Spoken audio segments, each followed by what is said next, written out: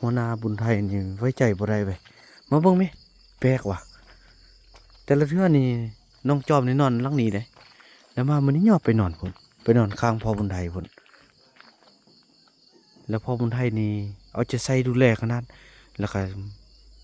ล่มเลยว่าให้อันเปหม้อเปทั่วเปบ่วงไปให้อันไม่เท่ามีว่าซั่น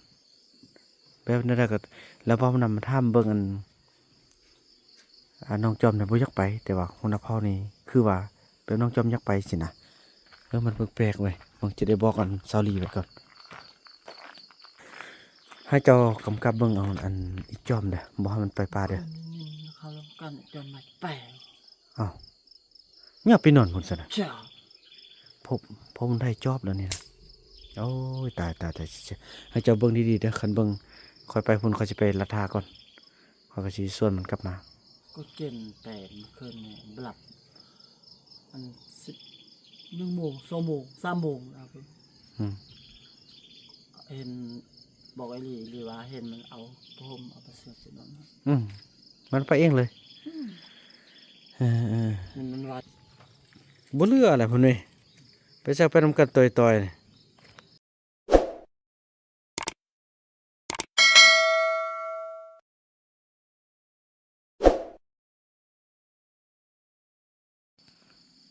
สบายดีตื่นมาแล้วลูกจอมไปซะแล้วลูกสิไปป้านำพ่อเนี่ยบ่ไปเพราะบ่ไปแล้วนะพ่อเนาะไปกับย่าอ่ามีแต่อันนั้นเนาะมีแต่ถ้าไปเราลูกอยู่เฮือนท่านแม่ลี่เด้อมันฝนตกเด้อลูกเด้อเดี๋ยวพ่อกินข้าวแล้วขึ้นไปหาลูกเด้อเบิ่งหรือว่ากินข้าวหรือพ่อสิไปทางนี้เลยว่าเปเบิ่งเปเข้าเด้อเปเข้าไปแล้วนั่นนี่ลูกย่างไล่บ่ได้แล้วลูกสิขี่รถจักรไปจอดพุ่นเด้อจอดพุ่นแล้วลูกสิย่างขึ้นก้อนเด้อไปท่าอยู่อันกงม่วงหั่นคันบ่เห็นลูกอย่างนั้นแหละแสดงว่าลูกไปท่าอยู่น้ำห้วยเมียงแล้วเด้อลูกไปท่าพุ่นเลยเลยพอไปฮอดหาลูกพุ่นเลยเด้ออย่าลืมเด้ออันเข้าอีพ่อเปไปนำเด้อนั่นน่ะพี่น้อยลูกมีนี่เฮาเปไปเฮาไม่เท่ามีได้บ่ฮะบ่เอาจาก2 3ห่อเนาะหาเราเด้อเนาะพี่น้อยก็ถือว่าจีอันนั้นเด้อลูกจอมลูกบ่ต้องไปเด้อลูกอยู่เฮือนท่าเด้ออีพ่อไปสิไปก่อนก่อนเด้อเด้อพ่อเด้อกินข้าวเรา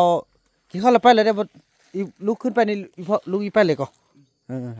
แล้วเข้านี่อยู่เฮือนอันไอ้เฟื่องเด้อเข้าพี่น้อยเตรียมเดินทางบัดนี้ไปหาแม่เฒ่ามีเฮา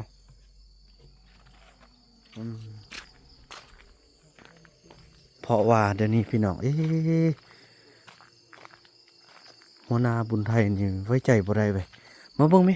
แปลกว่ะแต่ละเทื่อนี่น้องจอมนี่นอนหลังนี้เด้แล้วมามื้อนี้ยอมไปนอนพุ่นไปนอนข้างพ่อบุญไทยพุ่นแล้วพ่อบุญไทยนี่เอาใจใส่ดูแลขนาดแล้วก็ล่มเลยว่าให้อันเปหม้อเปทั่วเปบ่วงไปให้อันไม่เท่ามีว่าซั่นแบบนั้นก็แล้วพอมันนำมาถามเบิ่งน้องจอมเนี่ยบ่อยากไปแต่ว่าหัวหน้าเผ่านี่คือว่าแบบน้องจอมอยากไปสินะมันแปลกๆเว้ยผมจะได้บอกกันซาลีไว้ก่อนซาลีตื่นแล้วเนอะซาลีตื่นละแน่โอ้ลูกนึงซาลีนึงข้าวสุกแล้วไปนอนตึมแน่อย่าให้เจ้ากำกับเบิ่งเอาอันอีจอมเด้อบ่ให้มันไปป่าเด้อเขาลงกันจนมาแปลงอ้าวเนี่ยไปนอนพุ่นซะนะเจ้าผมได้จอบแล้วนี่นะโอ้ยตายให้เจ้าเบิ่งดีๆเด้อคันเบิ่งค่อยไปพุ่นค่อยสิไปลัดทาก่อนค่อยก็สิส่วนมันกลับมาก็เก่งแต่เมื่อคืนเนี่ยบลับอัน1 โมง 2 โมง 3 โมงนะครับเห็นบอกไอ้หรือว่าเห็นมันเอาผมเอาไปเสียบนนั้นมันไปเองเลยมันวัดไปป่าที่บ่เฮาห้ามว่าบ่ต้องไปมันนี่ไปอาญาแม่นกหันเขาจะเอาเงินให้เจ้าพากันสิบอกอันน้องนกได้ควบคุมดีๆเพราะว่าแล้วจึงจะน้อยจะบอกอันให้อันนั้นเด้อให้อันพ่อบุญไทยอันไปน้องบุญนำไปแล้วค่อยขี่รถจักรไปท่าแล้วค่อยสิย่างไปก่อนคันว่าไปนำเข้าบ่ทันเข้าเด้เขาไปก่อนเล่ ลิลิลิเอ้ยน้องอันน้องเบิ่งอันลูกบ่ครับลูกไปป้าเด้ออย่าทิพย์เจ้าน้อยเจ้าเอาห่อเอาเข้าอันใส่ถุงเอาค่อยประมาณ2-3 โลเด้อค่อยสิเปไปหาแม่เฒ่ามีเพราะว่าแล้วก็หลักๆแล้วก็หาพ่อคนไทยแบ่งให้พ่อคนไทยหั่นให้เราเปไปตึมย่านเขาสิบ่ไปแบ่งให้เราหาได้เท่าใดก็ให้ต่อมือต่อยามนำได้ก็ได้ คันออกไปป่ามันดื้อเขากันเป็นพอกันไทย แม่น ไปเบิ่งฮู้ แม่นแหละนั่นเด้อเบิ่งอยู่พี่กับเบิ่งแม่เฒ่าแพทย์เบิ่งของอยู่ของกินให้เราเลี้ยงเอาแหละเท่าที่จะเลี้ยงได้แล้วเฮาเฮ็ดเอาได้ป้าแปลกเว้ยมันคือซะนึงก็เป็นวิจอมคือซะนึงก็เป็นพ่อบุญไทยว่าความจริงน่ะมันพุ่นน่ะเห็นบ่ เขาป่าคนนี้ไปนำตะพอนไทย นี่ย่างไปมันก็แดกๆมันสิเป็นเมียพ่อบุญไทยแล้วติน่ะนี่ เป็นเมนูโคตรไทย เป็นเมียน้อยแล้วติแม่ย่างกันย่างไปนำกันยับๆเลยพี่น้องแม่ ขึ้นเนี่ยมันขึ้นก็2คนนั่งไปนำกัน อื้อ กินเหล้าปอกนึงกินเหล้าปอกนึงผมไทยไปพุ่นไปเอาฟืนไปนำกัน นี่น่าร่วมกันบ่เหลืออะไรพุ่นนี่ไปซักไปนำกันต่อยๆนี่เอาแต่ว่าผลิตลูกออกมาติ๊กๆคนแฮงน้อยเท่าใดผลิตออกมาตามเก่าแล้วเห็นอันใดเนาะมันฮอดกฎเกณฑ์มันแล้วห้ามมันก็ห้ามบ่ได้แล้วเด้เฮ็ดซะเด้อบ่แม่พี่น้อยไปซักไปนำกันเด้ ขึ้น แล้วอันพ่อบุญไทยก็ว่าเราทัดล้มเลยเด้เราค่อยบ่แข้งก็อนุญาตเด้คันมันค่อยแข้งนี่เรียบร้อยหรือว่าเราสิตัวเฮา ดูทำแม่ว่าพ่อแจ้เฮาก็บ่มีลูกแล้วเฮาบ่มีแล้วผู้ตันแล้วนะมึงวาด จะเราเบิ่งหม้อดูยังแข้งอยู่บ่ แข็งแท้บ่ แข้งซ้ำเจ้าติ มันตัว โอ้ยเฮาทำใจเลยคันว่าคันซันนี่พออีจอมมันก็นำเลยเด้มันบ่แม่นพ่อบุญไทยเราออกไปผู้เดียวมันก็แล้วอีจอมได้นำไปเองนี่นะเบิ่งแม่เห็นบ่ เอาฟืนกับไปนะกินเหล้ากินเนี่ยมันน้อย2คนกินเหล้าคนส้ม น่ะ เนี่ยนอนดูประมาณ2 โมง 3 โมงพอ2 โมงให้จอมเอาหมูลูกหมานี่กะเพราไปเลยเนาะลูกเอาหมูไป 2 โมงอันไอ้หน่อยก็บ่ได้หลับตาหุ่ง2 โมงเมื่อคืนเท่านั่งอยู่หั่น น่ะมาหันบ่มาพี่ได้ขึ้นไปตึ้มๆน้องจอม เอาอยู่หั่นน่ะนี่จะไม่เข้าไปตามอันนั้นนี่นะ พ่อบุญไทยนะโอ้อีจอมเบาเอง วิวหลับตา บ่มาพี่ได้หุ่นน่ะหอบลิฟต์เข้าพุ่นลิฟต์เข้าพี่ เสื้อไปแล้วนะคันบ่ไปอยู่ในโพดทัดไต้คน บ่อยู่ซะได้แต่ทีนี้ก็ยังหอบเครื่องไปนอนนำหั่นแหล้วอ้ายตายบาดนี่เสียครูเสียค เมื่ น อวานพ่อพันไทยเอาซีนปลา2 ต้นก่อนอันน่ะคาหน้ากับมันยังเขาว่าก้อยปลาหั่นเอาจะมีเพื่อเอาไม่จอมมันเอาโนแล้วพ่อพันไทยไปบ้านเอเลียนบ่อันพ่อพันไทยบอกเอเลียนว่าครัวทาตัวเองมาล่ะกินน้ำกันเห็นไอ้จอมไปหั่นตลอด บ่ ตำแหน่ง2 เพศ เจ้าเอานี่ใส่ถุงไว้ค่อยไปหาแม่ทามี เอาตึม แล้วก็ นี่เอาตึม บ่เอาไปไล่มันหนักแล้วระยะเอาเข้าประมาณ3 โลใส่ถุงยางค่อยเราขึ้นไปแล้วค่อยสิไปเปะบ่น่ะเห็นบ่ย่อขึ้นลงอีกบางพี่น้องจะพาไปเบิ่งเด้อบ่มาพี่เด้พี่น้องพุ่น ซีนหมูนี่เขาเบิ่งมันจับไปกันอยู่หั่นมันมีเพิ่มมันดีอยู่นี่ พุ่นมัน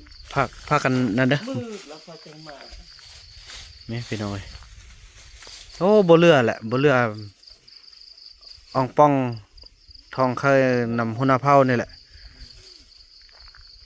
ไปเบิ่งกัน แต่พอคนไทยเราเป็นคนสลัดเนี่ยเราฮู้ก็คือคนลาวแหละพี่น้องก็คนคือเบานำว่าแหละ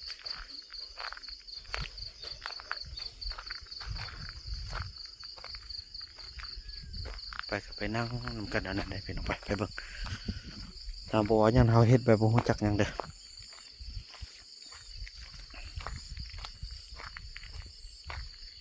อู้กินกาแฟ เฮ็ดหยังกินตอนเช้านี่กินต้มสิ้นหมู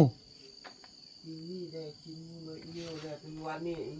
พอไปช่องค้าเขาคนจะดูกิบเอาไป จากผู้ใดเอาไปบ่ฮู้นี่ ลูกพอปะไว้อันนี้ชอบบ่เห็นกวัดช่องคนอีเฟืองกับเฮากวัดเมื่อเมื่อคืนนี้บ่เห็น อืม เป็นอีแพทย์นะแพทย์ บ่แม่นตีหรือว่ามีแมวก็มีแมวโพงก็อยู่นี่น่ะแมวป่าน่ะมีแมวป่าที่กินน่ะ ป้าเคยเขานอนมันมี พอ น้ำ อั มัน ดกระแจพอเอาล็อกพอเชื่อ ใส่อยู่ในพุ่น เออ คันเนี่ยคันซันนั่นแหละมันแมวเบิ่งน่ะแมวตัวยืดๆดำๆหั่นน่ะมันมากินบ่เนาะ เขาขึ้นสิบ่ได้เนี่ย ป้าแมวขึ้นได้แท้ เขาเกาะ ก็ขึ้นโอ้คันคนนั้นขึ้นบ่ได้สิเป็นแมวแท้ มันแมวก็จะเป็นคนมันคนก็เป็นแมว อ่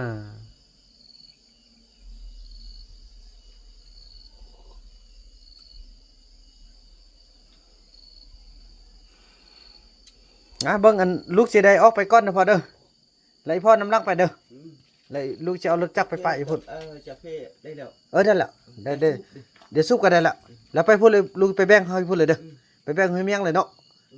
แล้วเลยอย่าลืมเปเข้าไปไล่ๆเด้อ ถ้าลูกบ่ได้ฮอดหุ่นเหี่ยวแหละคืนนั้นนึงเจอก็เจออันเขาอยู่อันพวกมักมีอันเกิมักม่วงมันคือเก่าลูกเก่านี่ ไม่เท่ามีเฮาทันแล้ว มันนี่ฮอดแล้ว โอ้คันเฮาทันก็ดีซั่นน่ะ เออให้ลูกไปเบิ่งมุกบ่มีหรือเจาลูกทั้งนั้น แล้วคันที่พ่อไปฮอดทันบ่เฮ็ดลูกเลยพ่อก็ลงไปหาลูกฝั่งนั้นเด้อ ไปหาฝั่งนั้น คันว่าไม่เท่ามีอยู่กกม่วงหั่นลูกก็อยู่หั่นทะเขาปลูกเฮือนหั่นเนาะนั่นแหละเด้อพ่อเด้อลูกไปก่อนเด้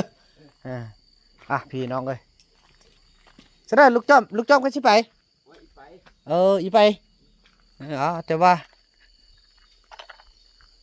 ลีกเดี๋ยวพี่น้องบ่มาปะทะได้โค้งไปทางนั้นพุ่นเด้แต่ว่าตามเวรตามกรรมทุกคนมีภาระทุกคนมีครอบครัวสิเกิดอะไรก็เกิดเฮาเฮ็ดดีที่สุดละเฮาบ่ได้หักหลังเฮาบ่ได้เฮ็ดให้เขาต้องลำบากเฮาสุดที่ละการที่เฮาก็เฮ็ดบ่ได้ละไปอันนี้เอาไปให้แม่ทอมมี่ไปเข้าไปห้องแม่ทอมมี่ยันจนนี่ไปยันเขาสิเอียงไปทางอื่นได้เด้อฝากฟังเบิ่งแม่ทอแพทย์เบิ่งคนที่เฮาอยู่นั่นนี่แหละเบิ่งคนที่เฮาอยู่นํกันได้เฮาคิดว่ามีเจ้าซาวลี่ลูกมีทอแพทย์แล้วก็อีเต้าเท่านั้นพอมันบ่ได้คิดหยังไรเพิ่นสิอยู่ก็อยู่เพิ่นสิไปก็ไปเฮาเฮ็ดดีที่สุดละเนาะไปพี่น้องเอ้ยห้ามก็ห้ามบ่ได้เด้เห็นเด้ออันอยู่นำอันไอ้เฟืองเด้อลูกเอานี่ไปให้อีมี่ก่อนเด้ออันนั้นมีแล้วพี่น้องเอ้ยคลิปนี้บ่าวบุญนำขออนุญาตจบคลิปกันสำเร็จก่อนแล้วก็ว่ากันใหม่ในคลิปต่อไปเนาะคลิปนี้บ่าวบุญนำขอกล่าวคำว่าสำบายดี